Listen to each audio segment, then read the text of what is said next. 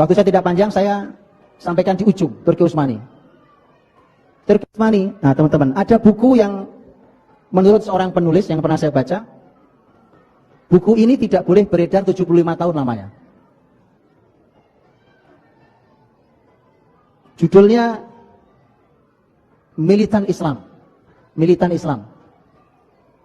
Penulisnya belakangnya Jason. Ada bukunya ada. Kalau antum yang bisa bahasa Inggris baca bahasa Inggrisnya, yang bisa bahasa Arab ada terjemahannya. Setahu saya terjemahannya Al-Islam Ats-Tsauri. Terjemahannya. Tentang militan Islam ini, menurut seorang penulis yang pernah saya baca dari, kalau nggak salah penulis dari Emirat atau dari mana, nulis tentang bahwa buku ini 75 tahun tidak boleh dikeluarkan. Kenapa tidak boleh dikeluarkan? Nah sekarang saya keluarkan. Saya keluarkan apa yang dibaca oleh para ilmuwan. Karena begitu antum baca, teman-teman, antum akan kembali ke Islam. Antum akan kembali mencintai Quran. Bahkan akan mencintai bahasanya Quran. Dan antum akan berusaha untuk bisa itu. Apa isinya? Di masa Turki Utsmani, sebelum Eropa keluar menjajah, Inggris dan Prancis melakukan penelitian. Penelitiannya diambil dari mulai Samudra Atlantik sampai Samudra Hindia. Mungkin gak nyampe Indonesia Bang. Untuk mereka tahu sebenarnya apa kunci kekuatan muslimin itu. Kenapa orangnya hebat-hebat, cerdas-cerdas, kuat-kuat, kokoh-kokoh. Itu dia ingin tahu. Diteliti oleh Inggris dan Prancis.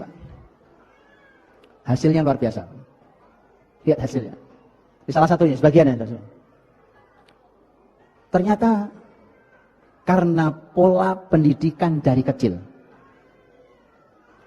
Karena ternyata dalam sistem kekhilafan Turki Utsmani, Islam itu, muslimin memiliki sebuah sistem pendidikan yang dasar, pendidikan dasar, namanya kutab. Kutab itu anak-anak diajari yang paling dasar tentang Quran.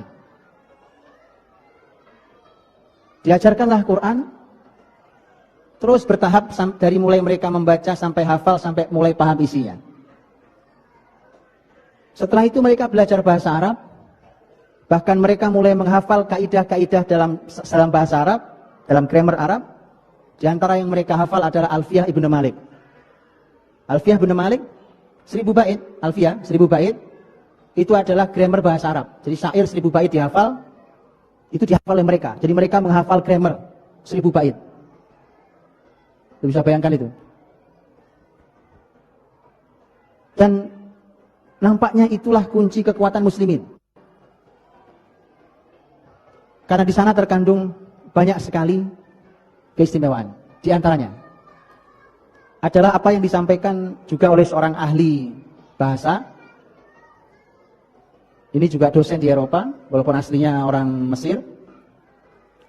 Dan mungkin kalau tidak salah pernah beredar di terjemahan bahasa Indonesia di broadcast saya pernah baca, seingat saya. Kalau antum pernah baca, kalau tidak nanti antum boleh ada videonya, wawancara beliau ada di televisi di Mesir. Seingat saya di Mesir. Seorang dokter, dia dosen bahasa di Eropa. Dia mengatakan bahwa hari ini anak-anak di barat itu umur mereka masih sekitar 3 tahunan, mereka sudah menguasai sekitar 16.000 kata. Sementara anak-anak Arab, karena mereka berbahasa pasaran, bahasa Ammiyah, dan bahasa Ammiyah itu sangat terbatas kata-katanya, itu anak umur 3-6 tahun itu hanya menguasai 3.000 kata. Ini hubungan antara bahasa dan kebesaran, dan kecerdasan juga.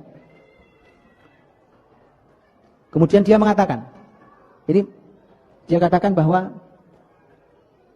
muslimin, dengan penelitian buku tadi itu, dia menyebutkan buku itu,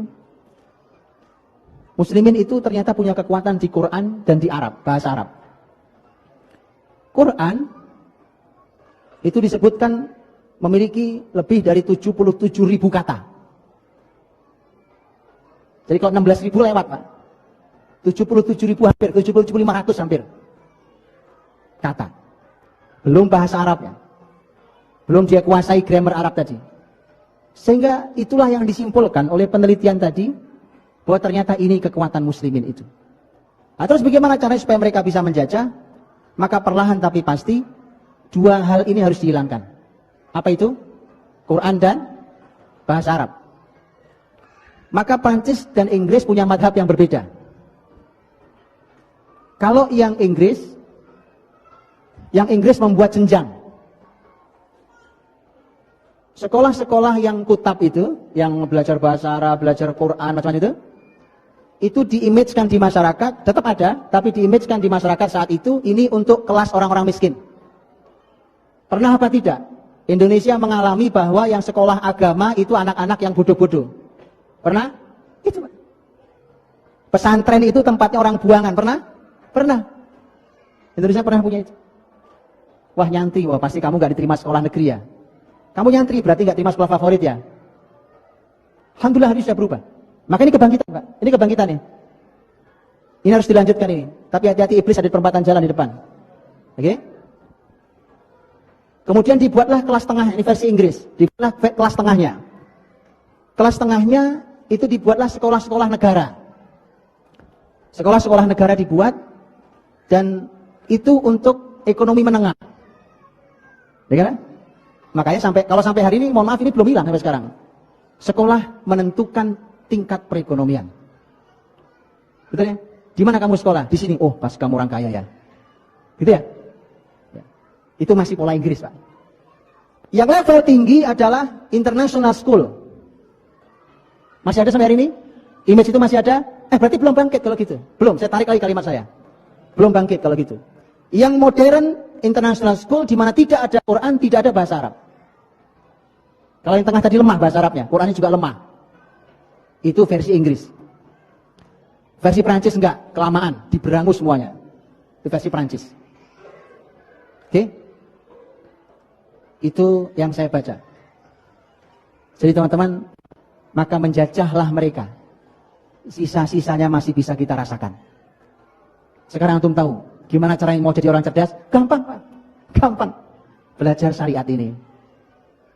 Di mana belajar syariat? Jadi sampai masalah tempat. Bukan cuma belajar syariat. Enggak tempat. Contoh. Anak tua asal sudah 7 tahun. Apalagi laki-laki yang disuruh sholat. Betul kan? Ini teori kecerdasan ini. Suruh sholat. Kalau laki-laki sholatnya di mana? Di masjid. Ini tempat bikin cerdas, Pak. Asal masjidnya kembali fungsinya seperti Masjid Nabawi dulu. Ini tempat orang-orang cerdas, masjid ini. Makanya saya tidak aneh, tidak heran. Kalau hari ini mulai ada orang yang curiga terhadap masjid. Saya tidak heran. Anda sudah benar, curigai masjid. Karena memang itu tempat orang-orang cerdas, Pak. Dari situlah kekuasaan akan diambil kembali oleh muslimin. Jadi sudah benar, kalau masjid dicurigai, Pak. Itu sudah benar. Dan silahkan curigai. Anda berhadapan dengan ahlul masjid nanti di akhirat. Ya Allah. Oke, mudah-mudahan taubat. Kalau enggak taubat, saya enggak berani ngomong. Berhadapannya dengan ahlul masjid. Itu isinya orang cerdas di masjid. Antum silahkan baca sejarah masjid di sepanjang sejarah Islam. Anda akan lihat di situ tempat didik anak supaya cerdas. Masukin ke masjid. Di tempatnya, pelajarannya, polanya dan seterusnya, itu diurutkan begitu cerdasnya luar biasa. Karena nanti anak-anak kita akan ketemu tentang pola materi ilmu yang tidak pernah mungkin diajarkan oleh orang-orang barat. ما وهن